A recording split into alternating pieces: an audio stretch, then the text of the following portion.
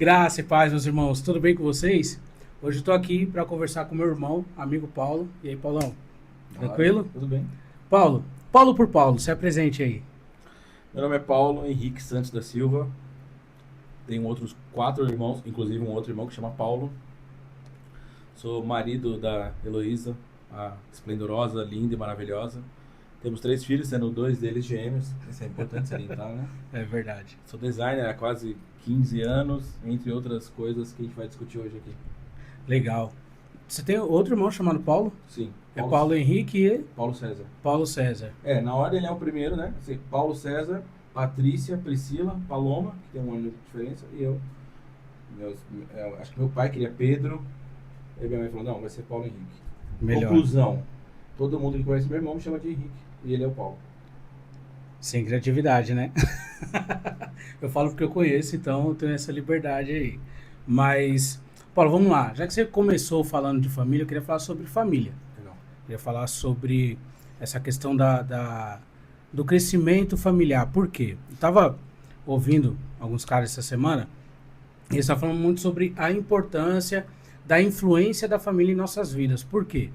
Quando nós olhamos para os nossos pais, por exemplo, nós vemos que a vida deles foi bem mais difícil do que a nossa hoje. Sim. Então, por exemplo, no meu caso, os meus pais nunca tiveram carro. Hoje, eu e os meus irmãos temos carros, nossos filhos andam nos nossos carros, coisa que nós não tínhamos quando éramos crianças. Na sua família foi assim? Como que foi o seu crescimento com seus irmãos? Eu acho que eu vou até voltar a uma casa, que é onde meus pais nasceram, principalmente minha mãe. Eu não me lembro o nome da cidade, na Bahia, mas interior. E minha mãe nasceu, né, e cresceu ali numa casa de barro. Então você sabe muito bem, casa de barro. Então, geladeira, nada disso, né? Energia, saneamento básico não existia. Sim. Eu sempre falo isso, né? Se os meus avós me conhecessem hoje, eles vão falar que eu sou milionário, né? Na casa que eu Sim. moro. Então, assim, tem geladeira, tem o mínimo, que é uma geladeira, tem uma máquina de lavar. Então, isso já faria com que eu fosse milionário. Aí você olha para um outro contexto, que são meus irmãos que moram fora do país. Imagina isso, né? Mas a gente cresceu numa casa que também não tinha tanta provisão financeira, né? Então, meus pais já tinham carro. Mas a figura do meu pai é essa, né? O cara que trabalha para sustentar 5 filhos. Então, naquela época, era isso. É trabalhar para ter o mínimo. Então, eu percebo que, obviamente, às vezes a gente tem sentimento, né? De o que eu não tive eu vou dar para os meus filhos, mas eu acho que a gente acaba caindo em outros assuntos, né? Não só questão material ou financeira, né? Mas acho que isso é um assunto mais para frente. Eu já Sim, tô entrando aqui. Não, tranquilo, vamos embora. Simples, mas vamos lá. Então, meus pais, sim. Principalmente minha mãe ali, pelo que ela conta de detalhes, né? De cenas, enfim, como ela viveu. Uma infância muito alegre, uma infância muito feliz no meio do mato, brincando com os animais. Talvez fosse uma infância até que a gente gostaria que nossos filhos estivessem um pouco Sim. mais próximos. Mas a gente não pode romantizar, né? Essa questão da extrema pobreza e, obviamente, olhando aí na timeline, eu sou muito privilegiado. Meus filhos, então, são muito privilegiados, né? Então, existe um paradoxo nisso aí, né? Até no que você falou, porque assim, parece que nós éramos mais felizes quando éramos crianças, né? Sim. Do que os nossos filhos hoje. Sim. Então, por exemplo, eu não fui pra creche. Eu fui direto pro primário. Uhum. Então, não tive creche. Fui pro prézinho, fiz 2 anos de prézinho. Minhas irmãs também não tiveram creche, não foram pra creche. Os nossos brinquedos, a gente criava. A gente tinha criatividade ali, brincar no barro, Sim. de subir em árvore. Hoje os nossos filhos não têm isso. Em contrapartida, eles têm um conforto melhor. Exato. Então, quando nós olhamos com a nossa... Porque, assim, existe a nossa ótica adulta, né?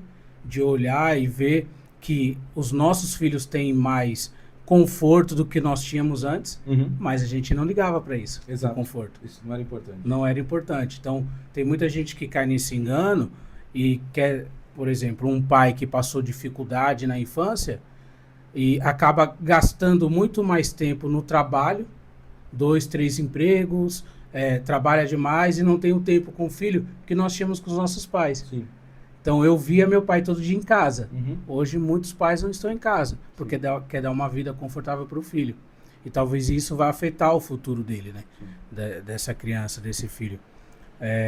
E você acha que essa questão da infância mais humilde, ali mais pobre, ela te incentivou mais ao trabalho, mais em buscar conhecimento? Como que foi essa transição para você, na sua perspectiva? Como que foi essa transição?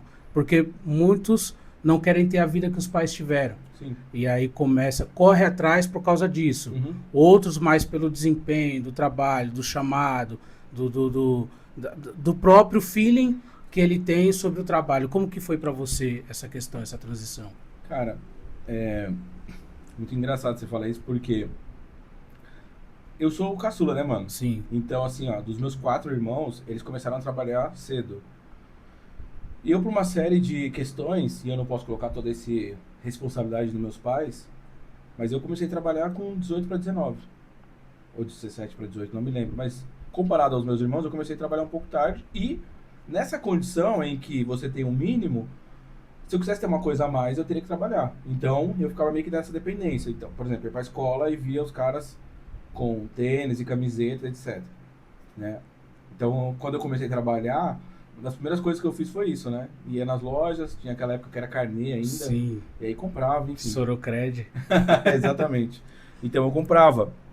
Mas isso não foi um incentivo para nada. Porque a minha expectativa é que eu ia ter a mesma vida. Ou pior. Isso não serviu como incentivo, no meu caso.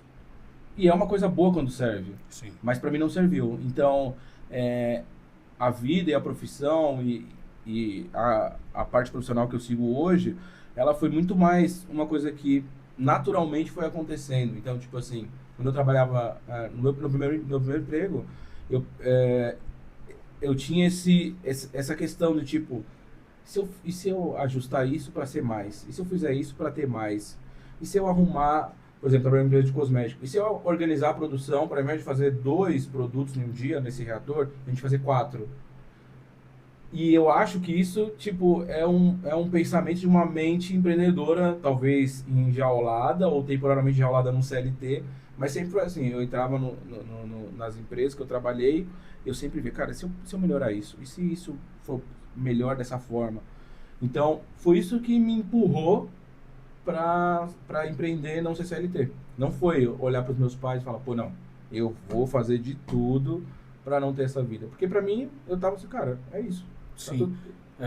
Eu tenho aqui uma lista, né, um roteiro, e o empreendedorismo era o último.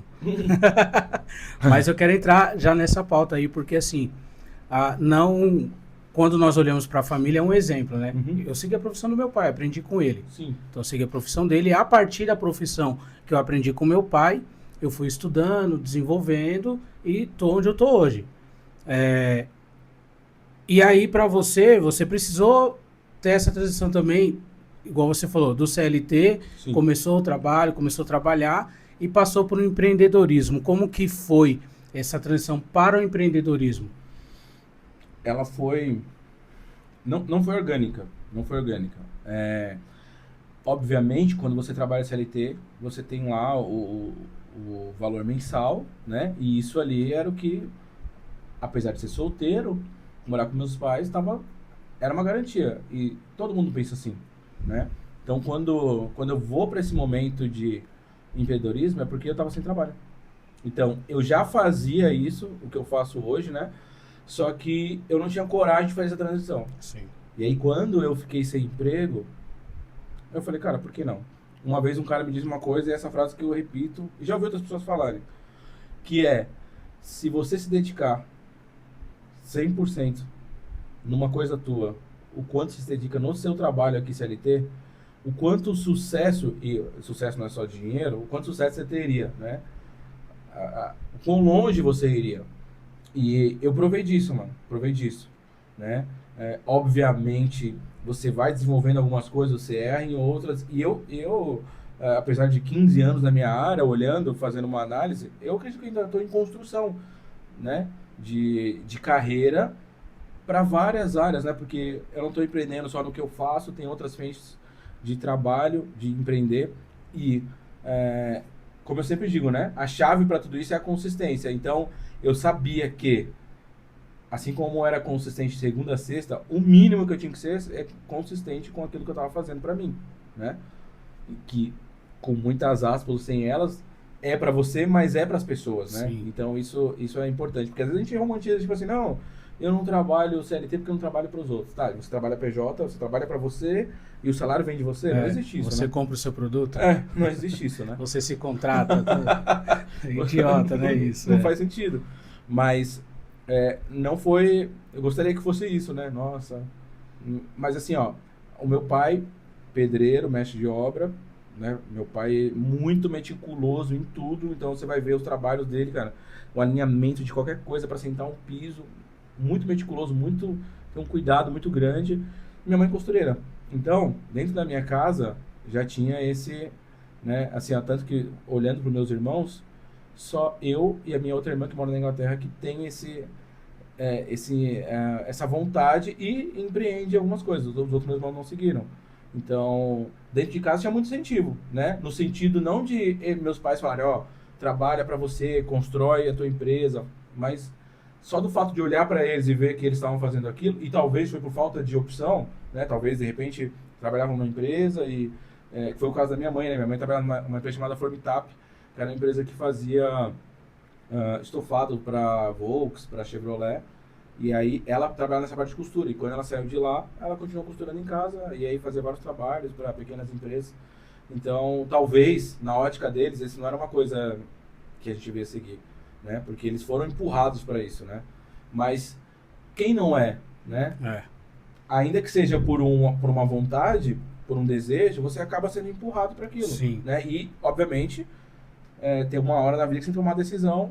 E eu conheço muitas pessoas que são CLT, construíram uma carreira, né? Decidiram construir uma carreira e são bem-sucedidas. Sim. Né? Então, tá tudo bem. É exatamente isso. Eu acho que é a escolha, né?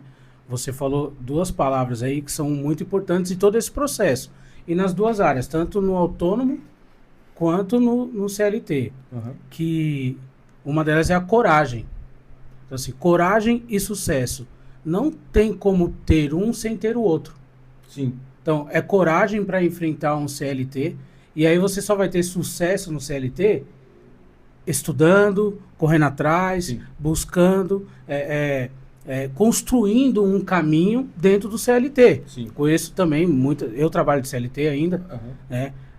E conheço muitas pessoas na minha área e onde eu trabalho, são completamente pessoas de sucesso que estão lá construindo o caminho, que têm um legado, estão deixando um legado.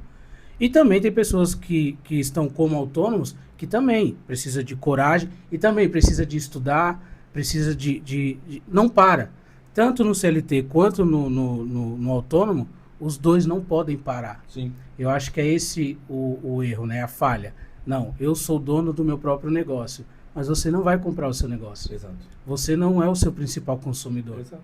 Entendeu? Então você não pode parar. Agora a gente está aqui, a gente está falando, né? Não, autônomo trabalha a todo momento. Toda hora o Monique está recebendo uma mensagem, você está falando com o cliente, toda hora a gente está ali interagindo. O CLT que quer ter sucesso nessa área, ele não pode parar também. Sim. Ele também tem que enfrentar todos esses dilemas. Senão ele vai continuar o mesmo ali, com aquele salário base, aquela coisa fixa, né? É muito importante isso. Então, a coragem e sucesso andam constantemente juntos, um do lado do outro. Então, para você ter sucesso, você precisa de coragem. Sim. Já diria o empreendedor, pensador contemporâneo Flávio Augusto, não existe estabilidade, né? Isso. Então, há 10 anos atrás, qualquer cargo público era sinônimo de estabilidade, hoje não mais. Sim. Né? E não existe estabilidade. Eu gostava de falar isso, né? Não, eu empreendo porque não existe estabilidade quando você é CLT. Qualquer hora as pessoas podem te mandar embora. E no PJ também. De repente você tem 5 clientes e 2 saem. Então não tem estabilidade, né? Isso. Não E tem outra, estabilidade em ambiente nenhum. o mercado muda constantemente. Exato. Então hoje o seu produto pode estar defasado daqui a um ano. Então, o que você criou hoje, daqui a um ano não tem mais os mesmos clientes, Sim. não tem mais a mesma pegada. Beleza, agora eu vou voltar aqui pro meu roteiro, pra gente não se perder, senão eu me perco todo aqui. Talvez a gente volte um pouco aí para o empreendedorismo, porque eu queria fazer algo incentivando as pessoas, Sim. né? Pra gente incentivar as pessoas a caminhar pelo caminho correto, porque muita gente abre mão do CLT pensando que vai empreender e ter sucesso em um mês, já vai ter o salário daqui a um mês, né? Que ele Sim. tinha como CLT e não é bem assim, né?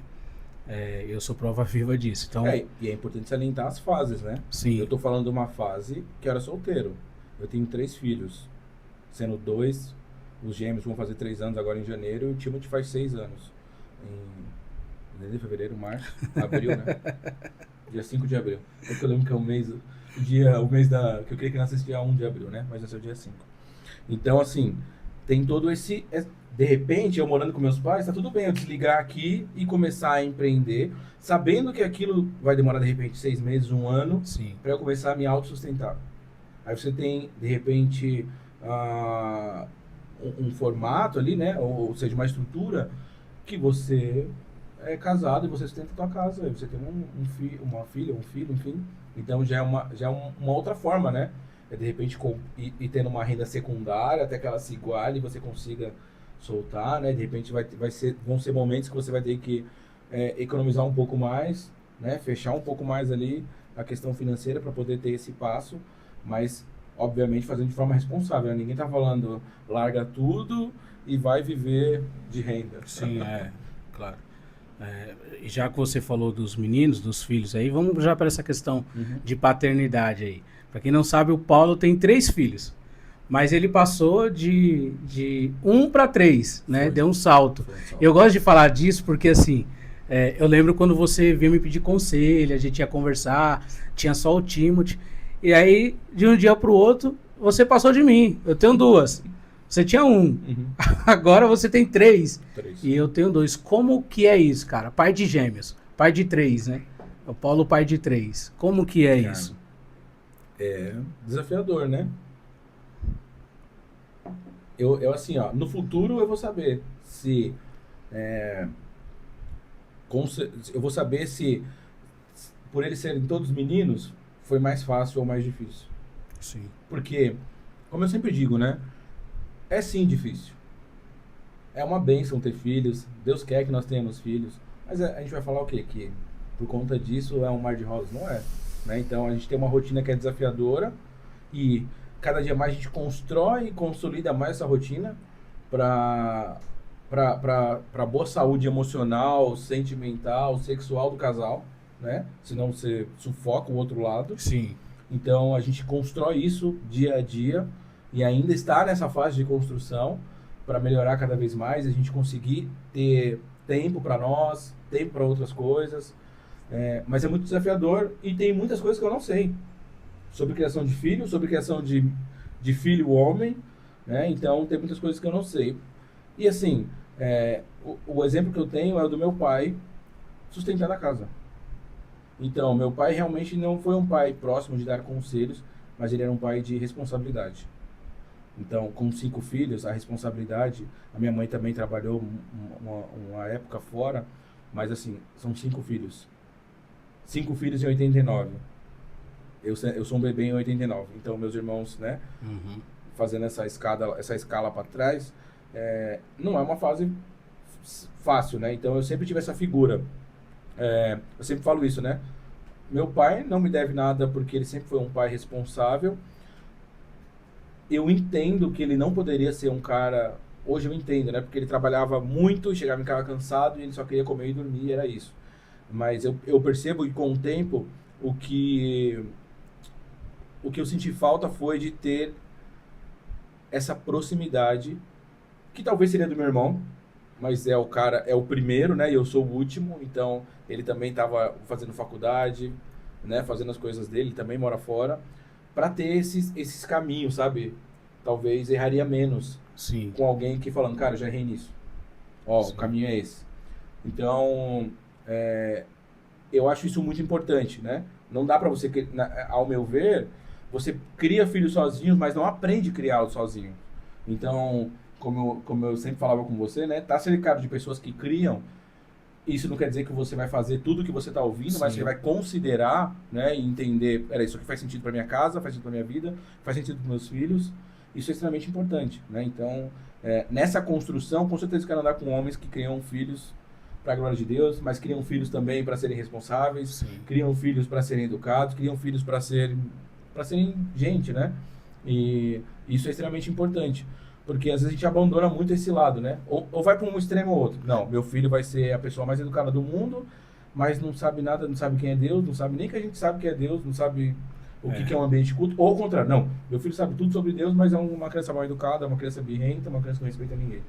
Então, esse equilíbrio é extremamente importante.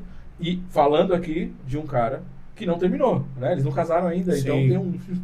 Tem um longo caminho ainda. Depois que eles casarem, também a gente faça um novo podcast. Sim. E aí eu vou falar, cara, foi isso que eu aprendi, isso que eu errei, isso que eu acertei, isso que é importante em relação à criação de filhos. Isso é muito importante, muito bom. Você acha que... Você falou dos exemplos, né? Da questão de ter alguém do lado ali. Eu sempre pensei muito nisso também, e a nossa geração está vivendo isso, né? Porque na nossa época os pais não eram próximos mesmo, de afeto. Sim. É muito difícil. Meu pai é nordestino, por exemplo. A primeira vez que eu dei um abraço, um beijo assim no meu pai, foi jogando baralho no ambiente de obra. Ele já na obra, ele sem camiseta, ele me deu uma dica ali, eu truquei, e aí comemorou, beijei ele, ficou vermelho. O que é isso, rapaz? O que é isso?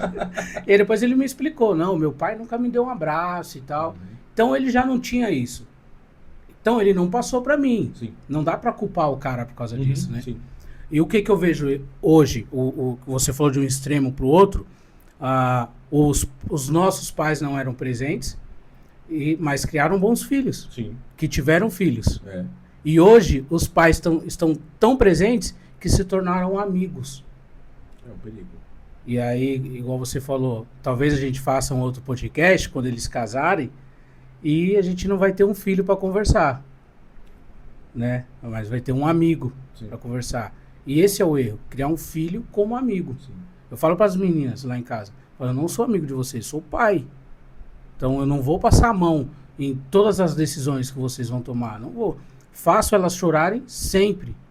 Sempre, não sempre, né? Sempre que necessário. Sim. Mas falando não para elas. Sim. Então, não. Já aprenderam, muitas coisas já aprenderam. E quando eu falo não, é pro bem delas. Né? É um não, mas é um não bom. E não um não mal, de não quero, não posso, não quero que você faça isso. Não, é que você não pode fazer isso, não está na hora ainda. Então a gente ensina isso. E muitos pais estão criando filhos como amigos. Então, ao invés de se sentar para brincar com o carrinho ali com a criança, ele está abrindo o coração para a criança. Está se expondo para a criança. Entendi. E a gente está vendo filho dando esporro em pai. Nem sei se pode falar esporro. Não pode, corta aí. Mas filho dando esporro em pai, cara. Gente, eu entrei numa casa uma vez onde o filho dava ordem nos pais. O filho dava ordem nos pais. Então, tipo assim, não, eu quero isso agora. Que beleza. Né? Faça isso agora. Sabe? A gente teve uma situação de um casal que a gente discipulava que o pai saía para trabalhar, eles tinham 3 filhos na época. O pai saía para trabalhar e ficava uma semana fora. E aí a mãe foi dar uma ordem pro filho e o filho falou, eu não vou fazer o que você manda, eu sou um homem da casa, quem manda aqui sou eu. O menino tinha 9 anos de idade.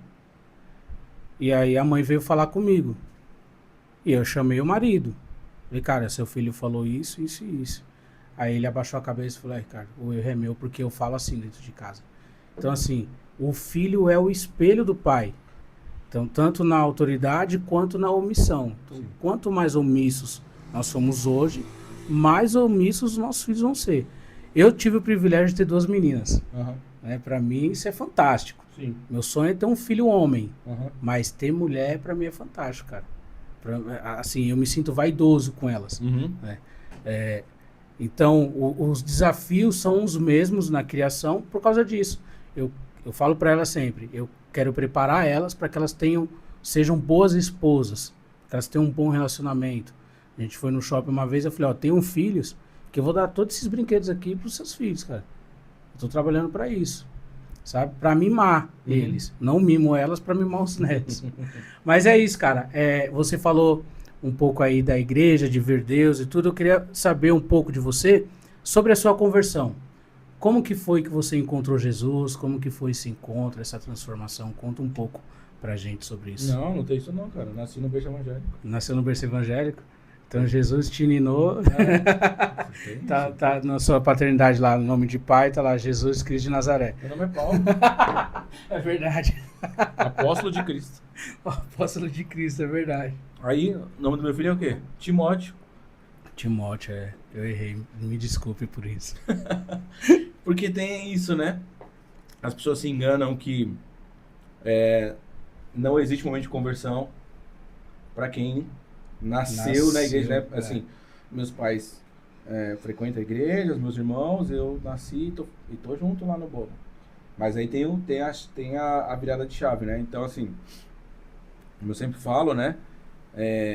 A minha mãe morava lá com a gente, mas ela tinha um outro CEP. O CEP da minha mãe era aos pés de Jesus. Então, eu vou pra escola de manhã, tô ouvindo o choro lá. A gente tem uma casa com muitos cômodos. Lá no último cômodo eu tô ouvindo o choro. As primeiras vezes que eu fui lá e vi, ela tava lá, de joelho na cama, chorando com a Bíblia do lado e um lenço. À noite, antes de dormir, a mesma coisa. Então, eu nunca vi minha mãe orar por um paralítico ele ser curado, nunca vi ela orando por cura, nunca vi ela expulsando demônio, nunca vi nada desses feitos visíveis sobrenaturais. Mas ela era consistente aos pés de Jesus. Então, não era uma oração. Ela literalmente estava aos pés de Jesus. Lavando os pés de Jesus com lágrimas sempre. Isso, ela nunca me disse, orar é importante, sabe, você tem que orar. Poderia ter dito, mas ela não me disse. Ela ensinou na prática. Né? Exatamente. Então eu me lembro com 7 anos, eu tô dormindo lá em Diadema e ouvindo alguns barulhos. E na minha mente não era barulho de alguém que estava entrando em casa. E aí no outro dia, mãe, de noite, ouvindo esses barulhos. Minha mãe entendeu, falou, a próxima vez que acontecer isso, você levanta, dobra o joelho e começa a clamar a Jesus e repreender. Faz assim, assim, assim. Foi a única vez que ela falou comigo sobre esse assunto. Na outra noite aconteceu a mesma coisa. E quando eu tive essa experiência, de manhã eu acordei feliz, falei, mãe, eu fiz o que você me falou e simplesmente tudo cessou e eu dormi numa boa. Ali, nesse exato momento, foi minha conversão. Foi nesse dia. Acho que 97. 96, 97, alguma coisa assim. Naquele dia, eu comecei a andar com o Espírito Santo. Por quê? Por mais que eu não tinha todas as informações que eu tenho hoje sobre o Espírito Santo, sobre Jesus, eu comecei a usar, entre aspas, esse método de relacionamento. Então, tudo que eu queria, eu falava com o Espírito Santo. Tudo que eu precisava, qualquer coisa. Eu sempre falo isso, né? Ter o Espírito Santo, você tem um privilégio, né? É até injusto para o mundo quando você tem esse relacionamento com o Espírito Santo, porque você é privilegiado. Sim. Né? Então, eu lembro que uma vez eles faziam um sorteio na escola de curso, não sei se você lembra disso. Os caras iam lá para vender o curso e falavam assim, ó, a gente vai fazer um sorteio aqui. Eu lembro que uma dessas vezes eu fui no banheiro e orei. Eu manipulei, né? Falei, Deus, eu quero esse curso. E aí ele foi lá, e era um curso e um brinde, né? Aí ele tirou, ele puxou o nome, parece que ele começou a falar de forma bem lenta. Paulo Henrique é o vencedor. Então, tipo assim, eu fiquei feliz, mas a minha felicidade maior era nos pequenos detalhes, assim, sabe? Tipo, orar de noite, chorar. E aí eu comecei a perceber que eu tava muito parecido com a minha mãe. Então, assim, essa atitude da minha mãe mostrou que o fluxograma que eu criei há um tempo atrás. Tem um problema? Tenho. Ore. Não, era assim, ó. Tem um problema? Tenho. Consegue resolver? Sim. Ore. Tem um problema? Tenho. Consegue resolver? Não. Ore. Tem um problema? Não. Ore. Então tudo acabava em oração. Sim. Tudo acabava em oração porque isso, assim, ó, talvez eu não sabia como agir em várias situações, mas eu sabia que ser intencional em oração ia fazer a diferença. Então, esse exato momento eu considero, e obviamente quando eu era mais novo, fazia apelo, ia lá aceitar Jesus, mas o meu momento de conversão, né? Foi esse. Foi esse. Esse foi o ponto, assim, que eu entendi, cara. Até porque essa questão do apelo, e você lá na frente, está muito mais ligado à emoção Uhum. do que à conversão, né? Sim. Porque você entende ali, na emoção, você está sendo influenciado por diversos fatores, né? Sim. Ambiente, música, palavra, às vezes tem alguém te cobrando, vai hoje, vai hoje, vai hoje. Mas é legal, enquanto você falava, eu lembrei do versículo lá, quando Jó fala, antes eu te conhecia de ouvir falar e hoje eu te conheço porque eu contemplo com os meus olhos. Você via sua mãe orando e no dia que você orou, é meu também. Exatamente. Eu também tenho parte disso. É a herança, né? Sim. Essa é a herança, né? Enquanto o apóstolo Paulo fala que, enquanto jovem, enquanto menino, aquele que tem a herança não pode usufruir. Quem tem o poder sobre a herança é o tutor. Mas depois que ele amadurece e vira adulto, é que ele tem a posse verdadeira das heranças. E quando a gente amadurece espiritualmente para entender que nós temos um Salvador, isso já é a nossa conversão. Sim. E é legal isso porque, assim, eu sempre tenho esse pensamento. Muitas pessoas procuram histórias lindas. Não, minha conversão foi isso, foi aquilo. A gente pega isso, igual você falou que nasceu em berço evangélico, tem gente que tem crise porque nunca teve uma experiência de mundo. Eu não tenho um testemunho forte, eu nunca usei drogas, eu nunca me prostituí, eu nunca roubei, nunca fui preso. Cara, se você conhece alguém que já passou por isso aí e se vangloria por isso, essa pessoa não está convertida ainda. Né? Então, esse momento de conversão seu é lindo por causa disso. É algo simples, né? Porque vai conversar com um crente hoje comum aí. Muitos caras não oram, pô, todo dia. O cara ouve um barulho dentro de casa, o cara chama a polícia. Ao invés de orar. Né? Não tem essa percepção espiritual, né? Fala, não, vou orar. Resolver problemas. Sim. Quantas pessoas a gente senta na mesa com problemas simples, cara? Às vezes é só conversar, é só ter um feedback ali com o seu líder, com o seu discipulador, que você vai resolver seu problema. Sim. Muitos problemas são resolvidos com uma conversa.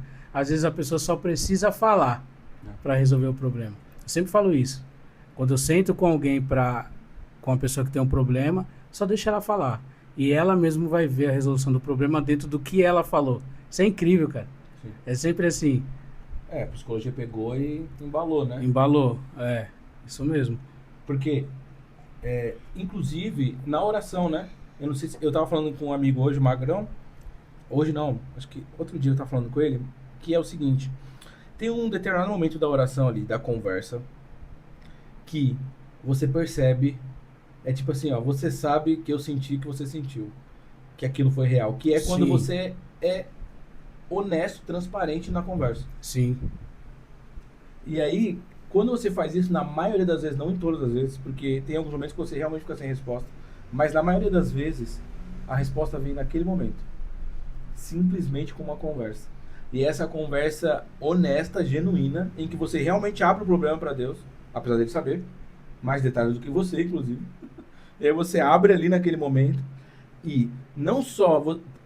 Eu falo isso, né? A percepção que você tem é porque o seu corpo tem essa percepção. Né? Tipo assim, você sente fisicamente, emocionalmente, mentalmente, espiritualmente que aquilo que você falou teve efeito. Sim. Isso é poderoso demais. E é na conversa, né? Então, ao contrário disso, as conversas fingidas que nós temos com Deus e com as pessoas mascaram uma vida, mascaram um estilo de vida, um jeito de viver e não resolve nada. Né? Então, a pessoa fica, eu sei que você não está falando a real, e eu sei que ela... E segue, né? Então, a conversa, ela resolve, né? É a conversa... Não conversa fiada, né? Porque enquanto você tá lá em oração, ou com um amigo, com uma conversa fiada, às vezes, assim, ó, a pessoa nem sabe que é uma conversa fiada. Ela acha que aquilo é real, e aí o problema não se resolve. Mas Deus sabe. E assim também o problema não se resolve, né? Então, por exemplo, eu sei que às vezes é romantizado, né? A conversa no banho, a conversa quando você está fazendo cocô, a conversa quando você está dirigindo. Mas eu sei que essa é uma característica usada porque é uma conversa que muitas vezes você só tem essa conversa sincera nesse momento. Sim. Né? E aí quando a gente transiciona e aprende uma coisa que Davi está ensinando, que é esse relacionamento íntimo, né? Eu gosto de usar esse exemplo, né? essa amizade com Deus ao ponto de, cara, você é tão meu amigo que Jesus vai ser chamado filho de Davi. Para sempre. Eles vão conhecer como Jesus, filho de Davi. De tão amigo que você é. E essa amizade, ao longo do tempo, e os erros, enfim, mas é uma amizade extremamente sincera, né? Então Davi tem isso para ensinar pra gente, né? Que é essa sensibilidade do que Deus fala e ele consegue entender e agir de forma rápida. Isso é legal, cara, porque assim, quando Deus vai justificar Moisés, ele fala assim, Moisés é meu amigo, eu converso com ele face a face. Então, a questão da conversa e da amizade tem esse pormenor aí, que é a proximidade. Né? Então, tanto na oração, porque a oração nos faz próximo de Deus, tanto na amizade, na conversa, tem essa proximidade. Eu lembrei também de quando Jesus vai orar lá no Getsemane, que ele fala assim, Pai, se possível, passa de mim esse cálice. Aí parece que ele se cura na conversa. Ele fala, mas contudo seja feita a tua vontade. Tipo assim, sabe? Eu tenho um problema. Tá, mas aqui tá a solução já. E é só ele falando, né? Então, essa questão da proximidade, da amizade, da conversa sincera, do papo sincero, porque muito além da questão de você falar, tem um outro lado também, né? A gente tem que estar disposto a ouvir. Sim. Boa. Essa é a questão, né? Eu não vou falar com qualquer um. Eu vou falar com quem sabe ouvir. Sim. Por quê? Eu vi um vídeo hoje, do cara falando assim, viciados em dar opinião. Então os caras fizeram... a gente até ouviu também no podcast, né? Esse sou eu. O Douglas falando. Os caras viciados em dar opinião. Então, toda conversa que tem, cara, você tá falando sobre uma questão, eu tô aqui dando opinião, e talvez você nem quer isso. Tem opinião para tudo. Sou eu. E aí eu vi o pastor falando assim que ele fez um curso de coach de verdade, sabe? Coach verdadeiro, real. Não coach, não. Coach real, de dar palestra em empresa, de dar treinamento, essas coisas. E ele falou que eles tiveram lá uma atividade de reunir, fazer duplas, e essas duplas, um tinha que trazer uma ideia e o outro tinha que só fazer perguntas, sem dar opinião. Então, assim, eu só vou te fazer... Toda a ideia que você vai trazer uma ideia de uma empresa. Certo. A sua empresa. E aí você vai começar a me contar a ideia, os freelancers, tudo que você vai fazer na empresa. E eu tenho que te fazer só perguntas. Tipo assim, qual o próximo passo? E o que você vai fazer com essa decisão? E como que vai ser essa aplicação? Sem dar opinião nenhuma. Aí o pastor falando assim que eles roubavam um pouco. Tipo assim, e o que você vai fazer com isso se acontecer isso? Né? E como você faria isso se você fizesse esse feedback? Então, já fazendo uma pergunta com uma opinião colocada lá, direcionando para uma resposta. E rustida, porque nós somos viciados em dar opinião. Né? Uma vez um cara falou para mim assim, Ricardo, você já pensou em tudo que você falar para as outras pessoas, se você falasse para você? E aí eu peguei a mania agora de anotar. Então, tipo assim, tudo que eu falar para as outras pessoas, eu anoto. Um conselho que eu vou dar, eu anoto. Porque uma hora eu vou voltar e ler aquilo ali, eu vou ver que para mim funciona aquilo ali. A Monique, uns tempos atrás, ela achou um caderno antigo meu. E eu tava procurando esse caderno porque tinha muitas ideias lá. E muitas anotações boas. E ela achou esse caderno. E aqui é aquele caderno que você estava procurando. Eu abri o caderno e eu li as primeiras folhas. Um pouquinho só mais pra frente. E aí eu abri o caderno e eu li as primeiras folhas daquele caderno, as anotações.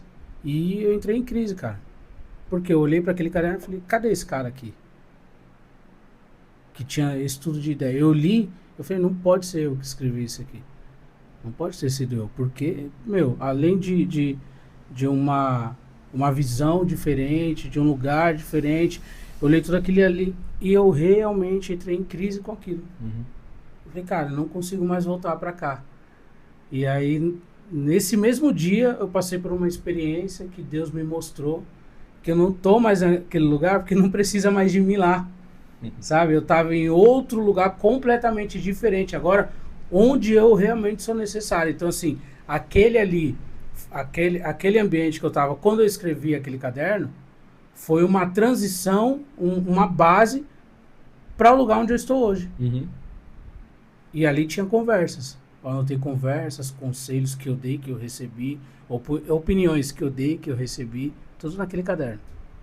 E agora eu tô olhando para aquele e falo, cara, essa foi a base.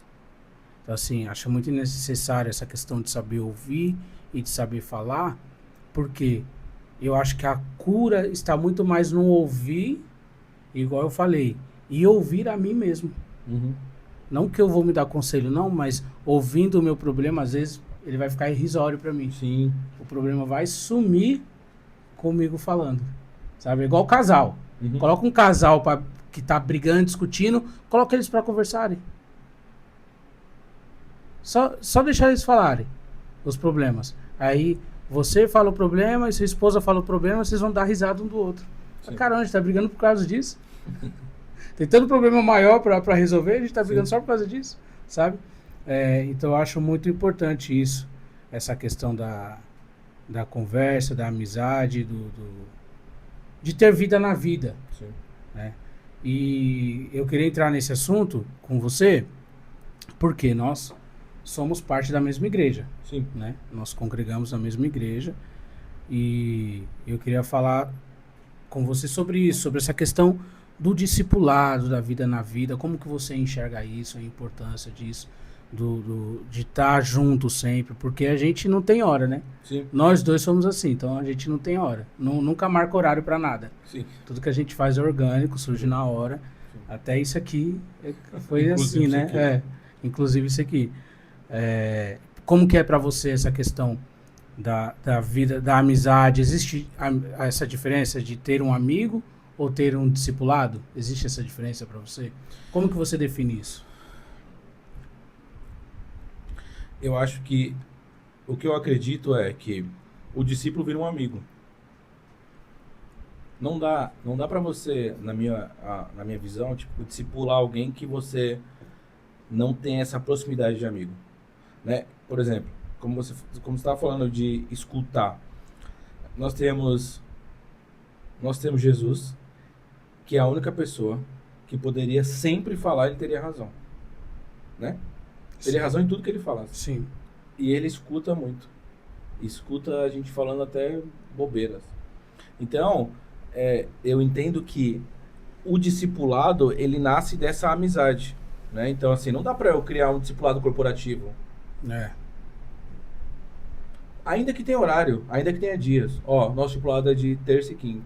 Mas quando a gente se reúne de terça e quinta, a gente se reúne para se conhecer, para ter essa amizade, para você saber, através do meu histórico, dos meus erros, da minha vida, das minhas decisões, que o teu histórico, os teus erros, tua vida, suas decisões, tem um caminho para chegar. Sim. Não tá assim, não. O meu histórico, a minha vida, os meus erros, minhas decisões vão me levar pro abismo. Não. Agora, como que eu sei que é possível? Como que eu sei que você é um cara que eu nunca... É inatingível. É uma pessoa tão ilustre, tão... que eu sei que nada que eu faça, o meu checklist de oração, leitura bíblica, não vai fazer com que eu chegue nesse nível. Eu vou descobrir que você, assim como tem um relacionamento com Deus, eu estava falando sobre isso, né, sobre a identidade visual da igreja, que é a aliança. Tendo uma aliança com Deus, você tem uma aliança com pessoas. Isso. Talvez você não vai ter uma aliança com todas as pessoas, mas com algumas pessoas você vai ter. Isso. Então, o discipulado eu entendo que é nesse skill, sabe? Assim, você não vai ter aliança com 20, mas vai ter com 3. Sim.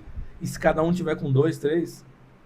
Fantástico. Né? Então, eu acho que não dá para ser assuntos separados. É uma construção, né? Então, que faz parte de uma cultura. Então, criar essa cultura de discipulado, que a base é a amizade, é o relacionamento, que é o relacionamento que eu tenho com Deus, e é por isso que eu tenho um relacionamento com você, porque, como eu sempre falo, né? O dedo tá ligado no corpo, mas ele não consegue resolver todos os problemas do corpo. Uhum. Mas, ao mesmo tempo, ele sente todas as dores do corpo. Então, mas com quem que ele tá conectado aqui, com esses 2 dedos, ou com... Isso já é suficiente. Tá tudo bem, ele não tá em crise. Eu não consigo resolver um problema de estômago. O dedo, ele não tá assim. Ele não tá chateado. Então, ele tá resolvido, porque para o que ele foi feito, ele tá sendo... Ele tá trabalhando aqui, ele tá sendo usado, tá sendo útil. Ele é. Exatamente, tá tudo bem. Né? Ele não tá triste, tá tudo bem. Né? E isso é é necessário, obviamente, quando você vê dessa forma, você faz as pazes com a sua identidade, né? Você faz pazes, não, Sim. mas por que que eu não sou essa... Não, você é essa pessoa e faz aliança com pessoas que se conectam com você. Nem todo mundo vai se conectar. Ó, nós temos uma amizade, né, uma comunhão, um relacionamento, e muitas pessoas que vão se conectar com você não vai se conectar comigo, Sim, e vice-versa. exatamente. E tá tudo certo, Tá tudo certo. né? Tá saudável, tá tudo bem, não tô com ciúmes, não tô triste. Por quê? No nosso formato de relacionamento, que é um formato, assim como a empresa da minha esposa, Senhora Marcada, tá tudo bem entre a gente, né? Eu não tô chateado. O Ricardo poderia me avisar com 5 dias de antecedência, me mandar um e-mail, um invite para eu ver se eu aceito e a gente criar um modelo de reunião que vai durar 1h30 e aí, não, cara, tá tudo bem. Então, né, a gente já ficou até de madrugada conversando sobre diversos assuntos, empreender, família, criação, enfim, mas ao mesmo tempo, isso não é... Nasce de uma amizade, um relacionamento que é genuíno, né? Então tá tudo bem. Tem coisas, posturas, falas, decisões que você discorda, assim como eu também com você. Isso não faz com que a gente deixe de ser amigo, deixe de ser próximo, deixe de ter um relacionamento, deixe de caminhar junto, né? Isso é necessário, né? Sim. Isso é necessário. Porque é aquele negócio, né? Se a gente comer só o que a gente gosta, a gente morre cedo. Tem que comer o que é necessário. Sim. Né? Você falou sobre aliança, eu ouvi um pastor falando, compromisso e aliança são diferentes. Então, compromisso você pode ter com muita gente. Você tem um compromisso, o nosso contexto, contexto de igreja, Sim. o nosso contexto. Nós temos responsabilidades na nossa igreja. Então, nós temos um compromisso com uma multidão de gente, Sim. de pessoas. Mas a aliança não é necessário com todas as pessoas. Compromisso, sim. Então, você tem um compromisso com a sua empresa. Você tem um compromisso com a sua família. Mas a aliança é com poucos. Comprometimento, né? Tá comprometido ali. Isso, está comprometido. Então, mas a aliança é com poucas pessoas. Jesus andou com 12 discípulos. Mas quem ele chamava para orar na intimidade? Né? Quem ele chamou lá para o Monte da Transfiguração? Quem ele chamou lá para o Monte de Getsemane, quando ele foi orar sozinho? Quem deitou no peito dele? Só um. Sabe? Então... Mas a gente é melhor que Jesus, né? Então, a gente não vai ter só 3 amigos. Não, né? Nós somos igual... Nós somos os queridos das nações, né? É isso que eu vejo, né? Às vezes, assim, até essa crise, né? De tipo, mas eu não tenho amizade de todo mundo. Tá. Tá tudo bem. É aquilo que a gente tava falando, né? De tirar foto com o cara famoso, né? Exatamente. Porque, assim, a gente honra mais quem é famoso do que quem é necessário. Eu passei por essa experiência, cara. Eu quero falar isso aqui. Eu tava assistindo uma pregação de um pastor famoso. Tá assistindo a mensagem dele no meu trabalho. Tava trabalhando com o celular do lado, fone de ouvido no ouvido, tô trabalhando, ouvindo a mensagem. E já era, tipo, a terceira mensagem do cara que eu tava ouvindo, naquele dia.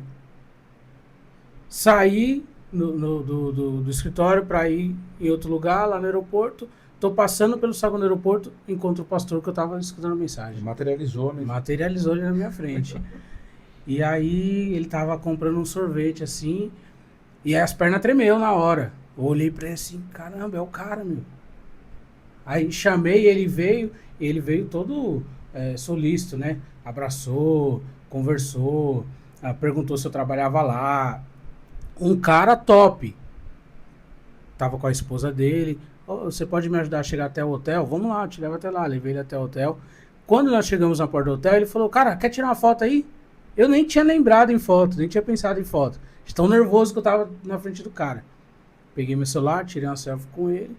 E aí eu, voltando pra sala, pra onde eu tava indo, com o celular no saguão do aeroporto, com o celular ali já, coloquei, abri o Instagram, coloquei a legenda, uma honra conhecer o reverendo após, já cheira, manaia.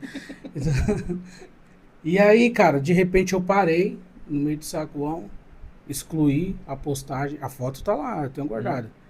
Excluí a postagem que eu ia fazer, excluí o texto e comecei a chorar. Eu cheguei na sala onde eu ia, tava com os documentos para levar para o meu supervisor, crente também. E ele falou, o que foi, cara? Eu expliquei para ele. E, cara, acabei de cometer um pecado horrível, mano. Porque eu julgo falar com Jesus em oração todos os dias. Uhum. E as pernas não tremem, a mão não soa, eu não quero tirar foto. E aí vejo um carniceiro desse aqui, sabe? E as pernas tremeu. Sim. E eu falei com Deus, eu falei, nunca mais eu quero passar por isso. Que eu nunca mais peque com isso. E a partir daquele momento, cara, nunca mais. E eu vi essa infantilidade. É uma infantilidade, né? Você vê uma pessoa... a gente conversando deu o exemplo do Neymar, né? Você vê o Neymar, aí você vai tirar uma foto com o Neymar e posta lá, uma honra em conhecer o Neymar. Cara, você não conheceu o cara não sabe o seu nome, mano. Sim. Mas você não tira uma foto, não registra o momento, nem na memória, com o cara que tá do seu lado. Exato. Toda vez. Um cara que tá ali sempre com você, te ouvindo, passando por necessidades que você tá passando junto ali. Sim. Tá sofrendo junto com você. Então tem essa aliança, ela vai além da influência, né? Uhum. Hoje nós estamos aí na era dos influenciadores, então essa aliança ela vai além da influência. Então a aliança não é para influenciar, não, a aliança é para você viver de fato juntos. É o que você falou, a questão do dedo. Sim. O dedo da mão não tem nada a ver com o dedo do pé, mas o corpo vai sentir falta se um deles sair. Sim. O corpo inteiro vai sentir. Então assim, um auxilia o outro. Por quê? Estão ligados através de uma aliança de sangue aqui, né? De nervos, mas é essa aliança. É essa aliança que Cristo traz para nós. Então, assim, eu tenho aliança com pessoas que não são da nossa igreja. Sim. Mas são irmãos meus que eu preciso deles e que eles precisam de mim também. Mas é essa aliança que Cristo nos fez, que Cristo se fez por nós. Sim. Com o seu próprio sangue, né? De nos unir no mesmo propósito, no mesmo caminho, de estar sempre caminhando junto. Então, o compromisso nós temos com muitos, mas a aliança, ela é bem restrita. Sim. Bem restrita. Até você falou o exemplo o teu exemplo do aeroporto, e eu já tive a oportunidade também de alguns famosos. Uma vez estava no aeroporto de Janeiro, até um cara que eu gosto, né? Na infância ali, gostava muito de skate, o Bob Burnquist estava lá, e eu sempre... Ou famosos da igreja, né, do meio evangélico, influencers, e óbvio, não generalizando, eu sei que esses caras têm um lugar de influência que é benéfico, né? Sim, claro. Que é importante, mas eu também sempre fui assim, né? Recentemente encontrei um amigo de adolescência, amigo que se converteu a Jesus, se batizou através da minha vida, e eu sempre encontro ele no mercado, sempre. Né? A maioria das vezes que eu encontrei ele foi no mercado. Eu tirei uma foto com ele. E quando eu tirei a foto, eu já tinha feito isso com uma outra pessoa e eu pensei exatamente a mesma coisa. Não que eu sou bom, né? Às vezes até me sinto meio esquisito, né? De tipo, pô, mas é legal, mas o cara é uma benção. Eu tirei uma foto com ele e fiquei pensando nisso. Falei, cara, isso é muito mais importante pra mim. Uma foto com um cara desconhecido. Eu conheço ele. Sim. Eu conheço a história dele. Eu sei como ele estava quando eu conheci. Eu sei o que esse cara carregava. Eu estava lá quando ele foi liberto das drogas. Eu estava lá quando ele aceitou Jesus. Eu estava lá quando ele batizou. Eu estava lá quando ele casou. Eu estava lá. Então esse cara é importante para mim. E para mim tem que fazer sentido. Às vezes não vai fazer sentido. E eu vou olhar para isso, né? Mas esses exemplos, para mim, são extremamente importantes porque me fazem entender, cara, legal, né? Esses caras têm o lugar deles de importância, né? Eu não vou falar, não, influência, nessa era de influência. Não, os caras têm um lugar de importância. Assim como, né, a gente estava falando aqui de vários outros influencers brasileiros, gospel, ou que não são, né? O próprio Flávio Augusto. São pessoas de influência, que têm o seu lugar e influenciam pessoas pro bem. Mas você não tem essa conexão, não dá pra fingir, né? Não dá pra fingir. Então, é diferente, né? E essa aliança é extremamente importante. Você não vai fazer aliança com todo mundo, mas você vai fazer aliança com alguns, né? Então, assim, citando o exemplo de Jesus, é bem isso, né? A mulher dança lá na frente de Herodes e ele fala, cara, eu vou dar o que essa mulher quiser. E ela realmente podia pedir o que ela quisesse. Sim. Falou, cara, o que essa mulher pedir, eu vou dar. Ó, pode pedir o que você quiser. Ela pediu o quê? A cabeça logo do melhor amigo de Jesus. E então, obviamente, a gente pode aqui criar essa fábula ou não, mas você vai lendo ali e logo depois, quando Jesus fica sabendo disso, ele sobe pro monte. Vai chorar a morte do... Então, assim, ele subiu pro monte, porque ele sempre, se você olha assim, Jesus falando sobre João Batista, ele fala assim, esse é o que veio antes de mim, preparou o caminho, né? Tipo assim, ele fala do primo com tanto... Ele não fala de ninguém. Se você olha assim, né? Ele tem um carinho ali, mas assim, o João Batista é um cara, pra ele, que ele é o cara. Sim. Então, eu vi um cara falando sobre isso, né? Que na montanha existe uma linha que chama linha da cobra, que é o lugar até onde as cobras conseguem subir numa montanha. Após aquela linha da cobra, a cobra não consegue subir. E ele tá fazendo esse paralelo, né? Sobre a montanha, sobre o monte, né? De subir o monte e estar num lugar a sós com Deus. Então, passar essa linha da cobra, né? Passar essa linha das falácias, das mentiras, tem um lugar só onde até ela pode ir. É onde ela pode alcançar tua mente e teu coração. E hoje a montanha espiritual fala sobre isso, né? Porque às vezes a gente está no nosso quarto, no meu caso eu gosto no closet, mas às vezes eu tô ali subindo uma montanha, né? Então eu tô lá embaixo e eu não tô acima da linha da cobra, mas eu preciso subir, né? E esse relacionamento faz com que a gente ouça muito mais. Então, muitos momentos eu tô lá e não tô falando nada. Quanto mais você se relaciona com Deus, mais você aprende que ele tem coisa a dizer. Ele tem muito mais a falar do que a gente. Ele tem muito a falar, e as coisas que ele fala são coisas assertivas, são para o nosso bem. Então, você vai aprendendo que é assim, ó. É muito tempo de adoração, muito tempo de contemplação. É o que o Davi tá falando, né? Ó, Senhor, uma coisa eu quero só. Habitar. Eu só quero habitar. Eu não quero outra coisa. Eu já entendi. Eu só quero habitar. Face a face, contemplando a tua presença. Não é pedindo, não é querendo coisas, é contemplando a tua presença, contemplando a tua face e tendo esse foco refinado, né? Eu sempre gosto de usar esse exemplo. Uma coisa é eu tô consciente que você tá aqui.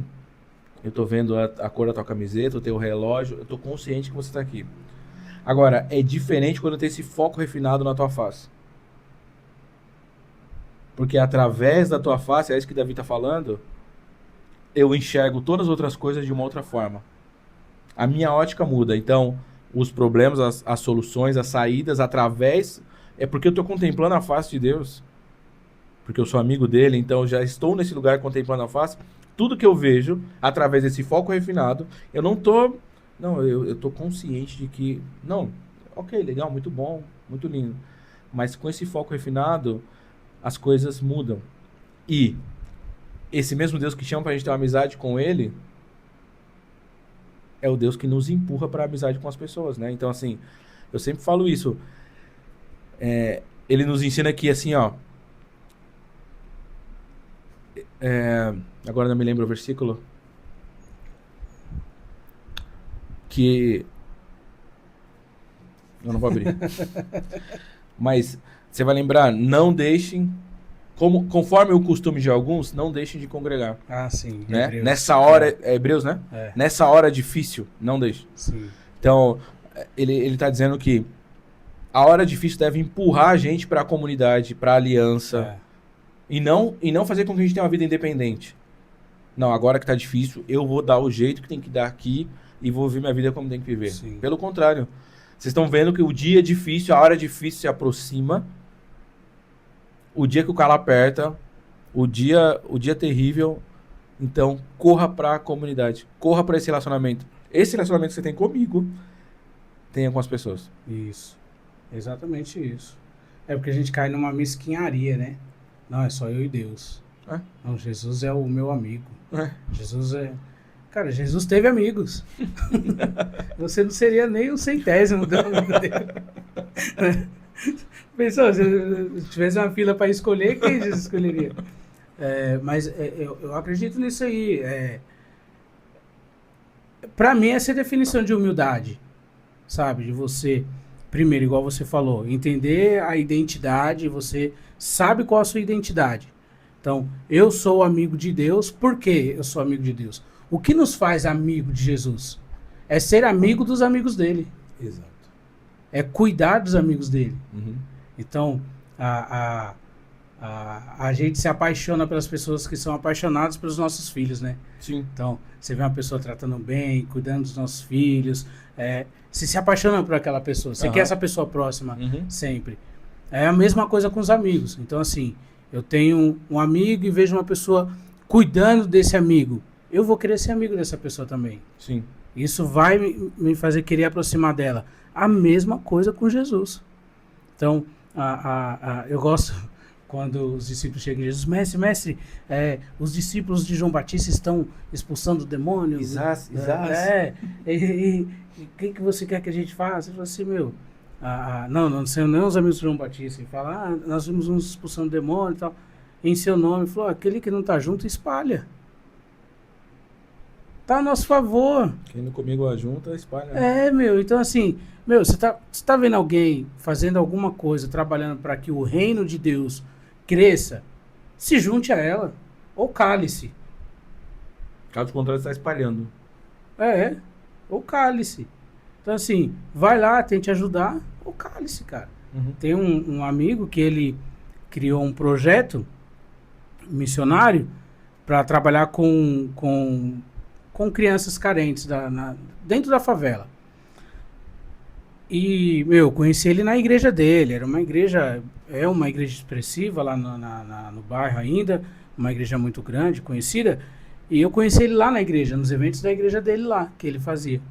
E ele criou esse projeto e ele teve que sair da igreja. Por quê? Ou era o projeto ou era a igreja. Cara, o projeto foi o que Deus me deu.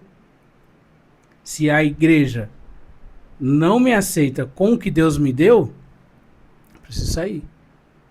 E aí ele transicionou, ele foi para uma outra igreja, que a igreja abraçou o projeto com as 10, cara. Hoje o projeto é dele, ele é a cara do projeto ainda. Só que você vai lá, tá a igreja toda envolvida lá. Isso, senhora. Espiritualmente, financeiramente, a igreja tá lá com ele. E a igreja não quis nada. Não põe o nosso nome, não precisa pôr nossa cara. Não, mas a igreja está lá. Sim. Então, quem é diretora hoje? É membro da igreja. Quem é o diretor de missões? Membro da igreja. Quem é que cuida das crianças? Membro da igreja. Quem é que ensina biblicamente? Membros da igreja. Sabe? E hoje ele tem essa liberdade de viver o chamado que Deus tem para ele dentro de uma comunidade, coisa que ele não tinha. Por quê? Não, cara, aqui a gente só aceita os nossos amigos com a nossa identidade, com a nossa cara, com o nosso rosto. E tudo bem. Tudo bem se fosse saudável, ele saiu de uma forma não muito saudável, né? Sim. A gente, inclusive, ouviu hoje, né, um pastor falando assim que algumas pessoas chegam nele e falam, eu não me identifico muito com a visão aqui. Mas como que é a sua visão? É assim, assim. Eu conheço uma igreja assim, quer ir pra lá? Ele liga pro pastor, cara. Falou, tem um casal aqui que não se identificou com a nossa igreja, mas, cara, é sua cara. Opa, manda pra cá. Tipo, sem crise. Sim. Porque são amigos de Jesus, cara. Sim. Sabe? É a mesma coisa, a gente tem gostos. Aqui, ó, nós somos amigos, nossas esposas são amigos, nossos filhos são amigos. E nós moramos em contextos completamente diferentes por escolhas. Sim. Eu gosto de condomínio fechado, você não, você gosta de casas. Sim. Né? E isso não interfere no nosso relacionamento. Sim. Pelo contrário, essa diferença, essa dicotomia é o que nos aproxima, nos completa. Exato. A diferença nos faz ser iguais, no mesmo propósito, sabe? Isso é muito legal. Cara, para terminar, eu queria extrair de você algumas coisas a mais sobre empreendedorismo. Por exemplo, eu tô aqui com a camiseta que você que fez. É uma produção sua. Essa é a produção sua. Essa aqui é uma imagem que você que fez, você que criou. Eu queria extrair de você e que a gente deixasse como dica para as pessoas esse processo criativo, Uhum. de onde sai isso, como que faz isso. Porque eu sempre te falei isso, né? Ah, quem não conhece o seu trabalho não sabe que precisa dele. Sim. Na primeira vez que eu vi o seu trabalho, eu falei, cara, todo mundo precisa disso. Como que é esse processo criativo? O que que é o seu trabalho? Fala aí pra gente. Meu trabalho principal hoje é design de marcas e identidade visual. Então, eu tenho uma empresa de design e comunicação visual, né? Então, é um trabalho que ele é completo para uma empresa. Então, seja uma empresa que está começando, precisa desse trabalho justamente para passar essa percepção de valor, né? Então, assim, é, eu gosto desse exemplo do McDonald's. Você tá numa estrada, mato dois lados, você vê um M lá no meio do mato, você fala, eu sei que tem um McDonald's. Não foi do dia para noite, mas eles começaram um dia a construir isso. E aí, quando você chega no ambiente do McDonald's, a comunicação visual de tudo, né? Seja da imagem dos legumes, dos lanches, o uniforme, a comunicação do banheiro. Então, por exemplo, a comunicação do banheiro não é aquela plaquinha de depósito da mulher é vermelha e do homem é azul. Sim. Tem as cores e as curvas, as formas da identidade visual do McDonald's, né? Então, desde a parte externa, interna, tem a plaquinha do estacionamento, do drive, tudo, toda a parte, para onde você olha, você está vendo pontos de contato da marca. Esse é o meu trabalho. Então, é construir uma marca sólida, né? Que é uma marca que ela vai ficar por anos, não vai, você precisa renovar daqui 2, 3 anos que seja, mas também todo esse aspecto, toda essa parte de aplicação dela, né? Então, não é só, pega o logo e replica. Não é assim no McDonald's. Em alguns lugares tem só o M, em outros lugares tem só o nome, em outros lugares tem só a forma, em outros lugares tem só uma foto. E as cores daquela foto, o jeito como aquela foto foi tirada, você sabe que é o McDonald's.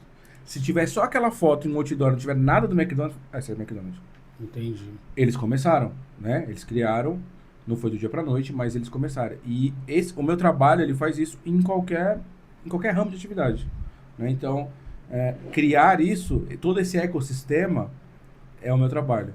Então, dentro das redes sociais, dentro de um site, dentro da parte física do negócio, é um negócio físico, então tem essa parte de comunicação visual, para ser esse ponto de contato para a marca. Para onde você olha, você lembra daquela marca. Então, se eu olho o Instagram, olho o Facebook, assinatura de e-mail, papel timbrado, um flyer, um outdoor, Uniforme. um uniforme, a identificação no carro, eu sei que é a mesma marca. Então, o que acontece hoje em dia é o seguinte, algumas empresas foram crescendo assim. Eles criaram uma marca muito bonita, muito bem feita, né? Para a época, há 10, 15, 20 anos atrás. Só que com o tempo, uma coisa que aconteceu foi a marca não foi atualizada. E a outra coisa foram entrando pessoas e cada um foi fazendo de um jeito. Então, por exemplo, logo dourado. Pô, legal, igual aqui, né? Tem um aspecto dourado. Mas você não consegue colocar isso numa camiseta, por exemplo, num papel timbrado, né? É que eles fizeram um jeito de colocar uma folha, que até esqueci o nome, né? Que é muito usado em Bíblia para fazer esse dourado, mas você não consegue colocar isso em todo lugar. Então, às vezes uma marca bem resolvida, mas só a parte da aplicação das cores já é uma coisa que não foi pensada para fazer sentido, Sim. né? Então, isso é extremamente importante. A marca e todo o seu ecossistema, porque a marca, a identidade visual, a marca ali que é o logo, é uma coisa. Agora, como você aplica, né, os elementos gráficos de apoio, as formas, faz toda a diferença. Para aquela marca ser reconhecida, você olhar e falar, nunca vi essa marca, mas hoje acontece muito isso, né? Por exemplo, a Apple é muito assim. Qual que é a comunicação visual da Apple? Se você é um nerd, você tem um Dell. Mas se você é um cara descolado, você tem um Apple. E ela mora tão... ela mora tão no subconsciente das pessoas que, assim, se ela lançar um toca-disco, retrô, as pessoas vão comprar. Porque no subconsciente das pessoas, tudo que a Apple faz é bom. Nem sempre. Mas ela criou isso. Então, assim, a Apple não é a empresa mais valiosa do mundo, mas é uma das marcas mais valiosas do mundo. Tem essa diferença, né? Tem outras empresas que têm mais valor que a Apple. Mas como marca, ela é uma das mais valiosas do mundo. Sim. Porque ela entendeu esse jogo. Eu não vou ser mercadoria. Eu vou ser marca. Então, por exemplo, às vezes, a gente escolhe as coisas pensando na mercadoria. Por exemplo, eu vou em determinada farmácia porque lá tem estacionamento. Você está escolhendo aquele lugar por causa de uma mercadoria. Você está olhando como mercadoria. E não como marca. Não, lá é um bom ambiente, tem um bom atendimento. Eu só compro naquele lugar, independente do preço. É abastecer no posto Ipiranga. Eu sei que eu não vou ter problema com gasolina, eles vão servir um café, vai limpar meu vidro. Então, quando meu carro tá com um pouco... Não, eu passo por 2, 3 postos, mas eu vou no posto Ipiranga. Então, esse trabalho da marca, que não é do dia para noite, é um trabalho a longo prazo, precisa ser feito para você ter força no mercado e aí você não tá competindo com mais ninguém, porque a tua marca tem essa posição. Então, assim, ó, para isso precisa ter o passo anterior, que é o que a gente faz. Criar uma marca que vai te conectar com o que você faz, para quem você faz e como você faz. Então, esse é o meu trabalho. Então, tudo que a gente cria e dentro dos negócios que eu tenho em sociedade é pensando nisso. Então, é sempre um tipo de negócio fora da caixa, né? Não que eu olho dentro da minha profissão, né? E eu vejo muitas pessoas que eu olho que faz um trabalho extraordinário. O meu não chega nem, não dá nem para aparecer junto. E esses trabalhos são muito relevantes no Brasil, no mundo. Então, eu estou sempre olhando esse tipo de trabalho como referência justamente para trazer a realidade. Então, tem clientes fora do Brasil, né, clientes da Inglaterra. E assim, como que um cliente na Inglaterra contrata um designer brasileiro para desenvolver algo para a Inglaterra, que é um país mais avançado, mais tecnológico? Se você olha lá, esse skill do design, que é um serviço muito caro lá, é um serviço assim, ó, se você vai no mercado, é um conceito de design que você ficaria o dia inteiro lá só olhando as embalagens. Então, para eu elevar o nível, eu preciso olhar a referência lá de fora, estudar a referência lá de fora. Então, foi um desafio quando eu comecei a ter clientes fora do país, porque uma coisa é, aqui no Brasil, eu trazer referências de fora. E lá fora, você traz referência de onde? Então, esse foi um desafio e, graças a Deus, estou tendo êxito nisso, né? Eu sempre falo, apesar de eu não me considerar um designer como esses designers que eu admiro, eu sei quando eu chego no ponto de, é isso, tem que ser, é isso. Isso começou quando eu fazia as artes para a igreja, né? Ainda faço hoje, mas assim, quando eu estou preparando algum template, isso é muito visível, assim, né? Para pregação, para qualquer outra coisa. É muito visível, ainda que seja em cima da hora, de madrugada, antes de, o culto é amanhã, eu estou fazendo de madrugada. Mas eu sei o exato momento que aquilo chegou na forma como deveria ser. E isso me fez levar para todo o meu trabalho. Então eu estou fazendo algo e eu estou insatisfeito. Eu tenho um passo a passo, um método de criação, o que eu sigo ali de briefing, referências, moodboard, de como eu separo as coisas. Tem essas coisas, tem um método ali para me guiar, né? Não é fumar um baseado e deixar a coisa acontecer, vai acontecer naturalmente. Deixar fluir. Não vai, mas eu sei exato o momento em que bom, é isso. Legal. Eu lembro que você fez as imagens para minha mensagem, né? Uhum. E aí foi a primeira vez que eu fiz aquilo. Eu nunca utilizei assim o projetor para me auxiliar, né? E eu lembro que você fez as imagens lá, eram acho que 8 slides, né? Uhum. E você ainda mandou a sugestão de cor de roupa. Uhum. Usa roupa assim, por causa do contraste e tal. E, cara, eu nunca mais vou pregar sozinho, mano. Então, tudo isso faz parte de um jogo completo, né? E quando você fala, me vem à mente que tudo isso deve entrar no planejamento da empresa já. Sim. Por quê? Senão eu vou colocar uma marca aqui agora, daqui 2 anos, a minha marca já não conversa mais com o meu produto, eu vou precisar transformar de novo a identidade. Aí gastar com design, gastar com material, gastar com uniforme, gastar com layout, tudo. Por que eu não pensei nisso antes? Eu não sei ter isso antes. Queria que você contasse para mim essa história aqui, porque aqui eu tenho uma marca que você criou, né? A Voxt. É uma estética automotiva. Sim. E estética automotiva, no linguajar mais rústico, é um lava rápido. Sim, né? lava rápido gourmet. Um lava rápido gourmet. Não é um lava rápido porque não é rápido. E na minha época, lava rápido tinha o nome do dono. Então, lava rápido do alemão, lava rápido do Bahia, lava rápido do gordo, né? Por que Voxt? Conta a história dessa marca aqui pra gente, como que surgiu essa ideia. Um dos nossos trabalhos dentro do estúdio é uma frente de trabalho que chama Name, que é basicamente dar nome às coisas, né? O que o Adão fazia lá no Jardim. Sim. Fazia muito bem e a gente sofre para fazer isso. É. Então, quando a gente, por isso que eu falo, né, de pensar coisas fora da caixa. Quando a gente pensou numa estética, tem uma sociedade com o Lucas, o vulgo Magrão, a gente pensou em fugir um pouco do que é as estéticas que já estavam em alta e estão em alta ainda, que é, primeiro, visualmente. É sempre aquela silhueta do carro, apesar de ser estética, né? Aí a silhueta do carro é na estética, na oficina, na loja de pneu, tudo relacionado a carro. É. Painel, é tudo a mesma coisa. Uma das coisas que a gente quis fugir era dessa questão visual. Outra coisa é encontrar um nome único, que representasse o que a gente está fazendo. E deu bastante trabalho, porque a gente procurou, e o significado de Voxt, e aí o nosso não é uma estética automotiva, mas a gente é o estúdio Voxt. Por quê? Esse conceito de estúdio é dar atenção a um carro por vez. Então, uma estética automotiva, ela atende vários carros. Talvez isso em algum momento aconteça, mas de uma outra forma. Porque dentro do estúdio, só falando um pouco do conceito do negócio, dentro do estúdio a gente quer que seja mais do que um lugar para cuidar do carro. A gente quer que tenha um coworking, um café, quer que tenha lá uma loja com as roupas, com a marca ali, os itens. Então, a ideia não é um negócio que ele cresce e agora vira um galpão que a gente consegue lavar mais carros. É um negócio que ele cresce de forma densa.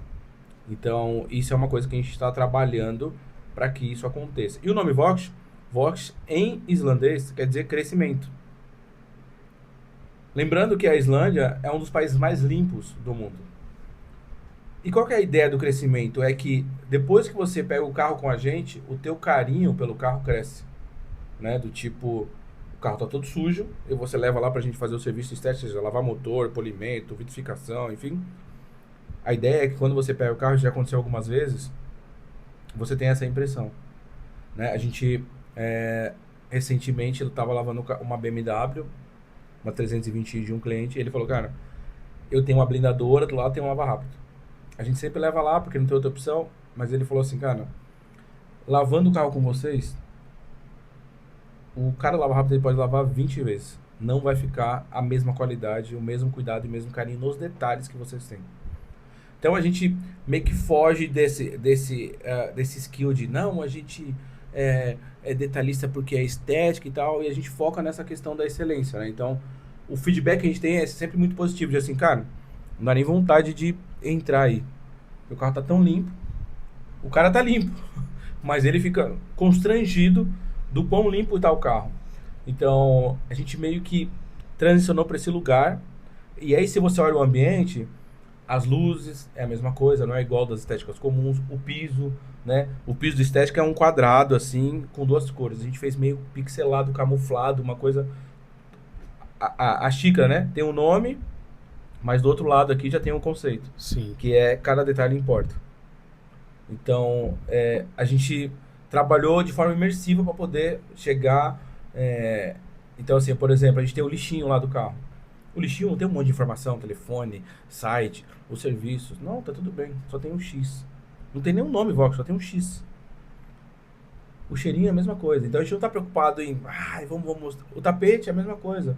O importante do tapete é que a pessoa vai pisar. E, sei lá, depois de 2 horas já não serve para mais nada aquele tapete, que é papel. É ter um cuidado visual ali, para que fuja do que é comum das estéticas. Então a gente trabalha tudo que a gente pensa ali de tomar decisões, né? Por exemplo, a gente tem a camiseta que a gente usa lá no dia a dia, para receber o cliente, para os vídeos. É uma camiseta que tem uma estética de uma camiseta para sair. Então... Vocês vão para a igreja com Exatamente, a gente vai para a igreja, né? Eu sempre ando, eu vou para qualquer lugar do bairro, eu tô com a camiseta para as pessoas criar essa associação que nós somos esse estúdio, essa estética no bairro. Então, qualquer lugar que eu vou, eu tô com a camiseta. As pessoas, opa, já vi isso aqui em algum lugar, já vi. Né? A gente está num ponto de referência muito bom aqui, que é em frente a uma escola bem famosa aqui no bairro. Então, isso acaba ajudando muito. Então, a aplicação do que eu falei do que é o meu trabalho, tem muito aqui dentro. Muito, muito, né? Então, quando eu disse que são coisas que a gente está aprendendo no caminho, porque às vezes você vai falar de empreendedorismo, vai falar das coisas que a gente faz, parece que tudo que a gente faz dá certo. Sim. Mas, por exemplo, tem uma coisa que eu não entendi ainda como é que funciona, é exatamente essa camiseta que você está usando e o que eu estou usando, que é investimento e empreendimento em produto. Eu não tive sucesso nisso. Apesar de ter sucesso com uma boa qualidade, as pessoas gostarem, mas a logística, a forma do negócio, eu não tive sucesso. Então a gente faz como qualquer negócio que a gente tem. Pega a grana e investe, pega a grana e reinveste, pega a grana e reinveste. A gente fez a mesma coisa. Só que talvez tenha algumas coisas que a gente precisa aprender ainda para isso ter sucesso. É uma boa qualidade, dura bastante. Sim. Todo mundo que vê gosta, Sim. as pessoas querem comprar, mas tem essa parte de logística, meio o prazo ali, né, de fabricação, que às vezes demora, e aí você não tem investimento para fazer um estoque grande, às vezes você faz um estoque grande, mas aí são muitas camisetas iguais, aí fica emperrado. Então, essa parte a gente não entendeu como é que faz ainda. Uhum. Né? Então, por um lado, a gente tem negócios na parte de serviços, que vai muito bem, obrigado, e crescendo cada dia mais, mas essa parte de produtos são coisas que a gente ainda precisa aprender um pouco mais, como é que funciona, né? Como é que lida. Quando depende de outras áreas para o negócio, aí fica mais difícil, né? Fica. Eu lembro que você teve problema com fornecedor, Várias vezes. com costura, né? E isso dificulta muito. Cara, pra gente terminar, a gente falou sobre paternidade, empreendedorismo, amizade, igreja, família, e tudo isso parece que vai amontoando um monte de coisas, né? E eu tô com um relógio aqui que foi você que me deu de presente, e no dia que você me deu, você falou algo sobre o tempo. E eu queria te fazer essa pergunta, cara. Diante de tudo isso, família, empreendedorismo, empresas, igreja, casamento, todas essas coisas, como aproveitar bem o tempo? Como administrar bem o tempo? Como que você faz? Tem uma estratégia? O que você faz para aproveitar bem o seu tempo? Eu confesso que nessa área é uma área que eu estou aprendendo. E por que eu falo isso? Eu gosto muito dessa frase, que é esse conceito do... Quando você se organiza com o tempo, você tem tempo para tudo.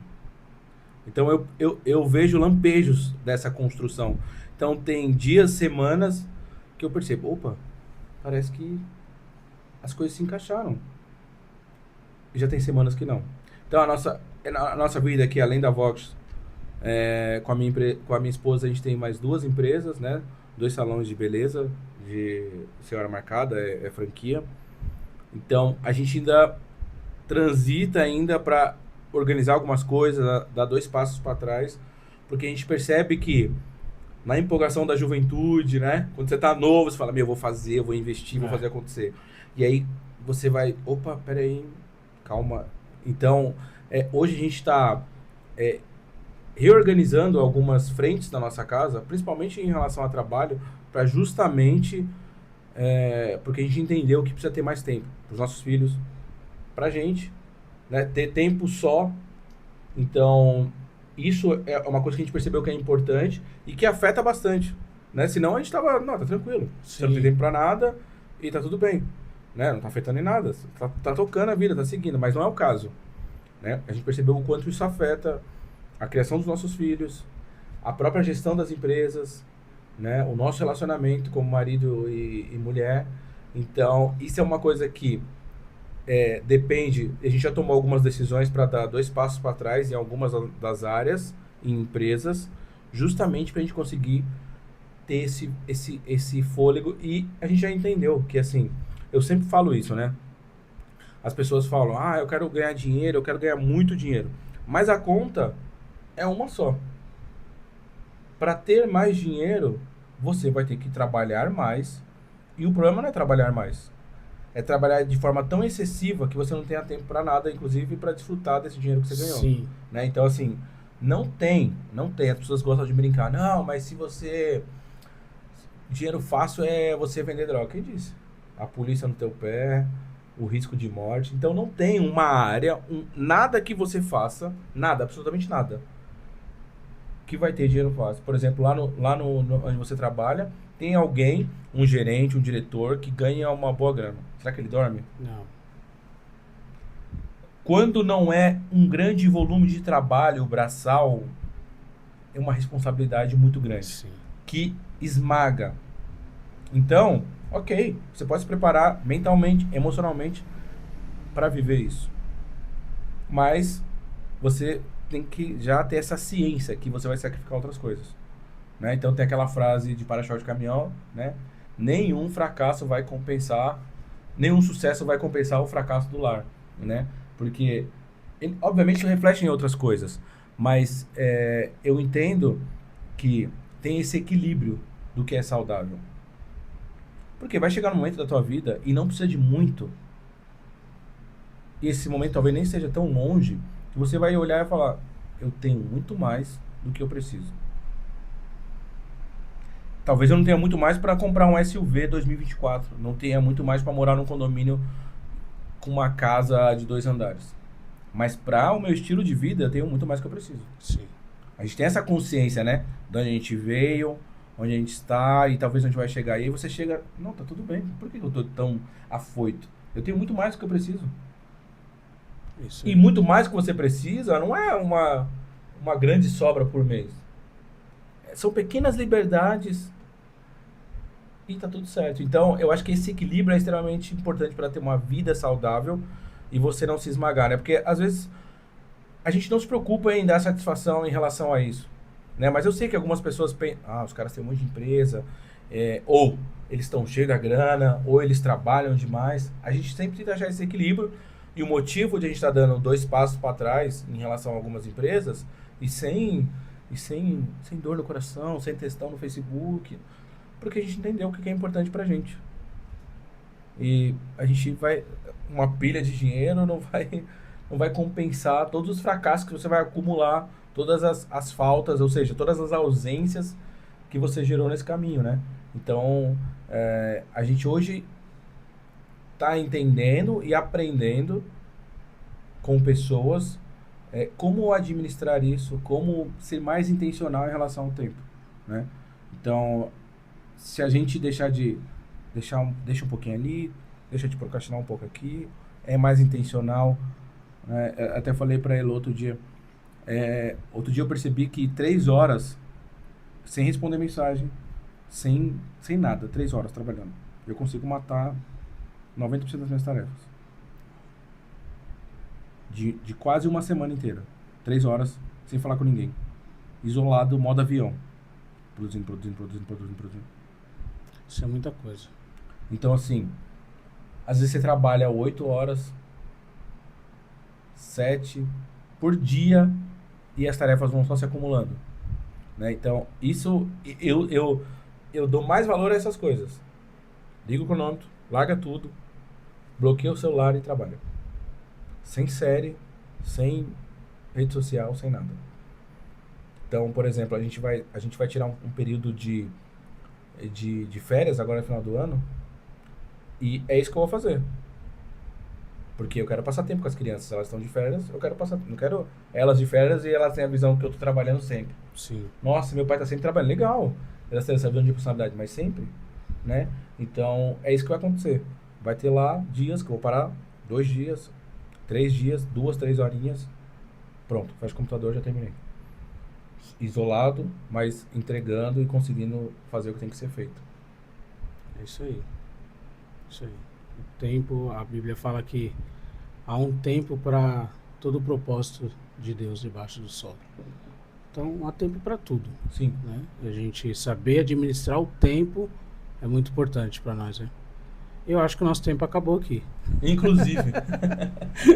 A gente aprender a administrar o tempo, né? Nossas esposas estão aqui já no terceiro sono atrás da câmera. Fadigadas. Mas é isso aí, cara. Obrigado por isso. Esse é um projeto novo que eu estou lançando. Eu sou o primeiro do projeto? Você é o primeiro Sou do projeto 01. É o teste alfa. Mas muito bom, porque o projeto é Homens Como Estes. Uhum. Então você é um homem que eu acredito que outras pessoas precisam conhecer. O seu trabalho, a sua história de família, sua história de vida com Deus, de ministério. Então, com esse projeto, quero trazer essa visão, colocar no outdoor essas pessoas importantes que eu conheço, colocar no outdoor para que outras pessoas também conheçam. Sim. E assim, falar de linguagem empresarial, esse network aumente cada vez mais, né? Legal. Então, seu primeiro, muito obrigado.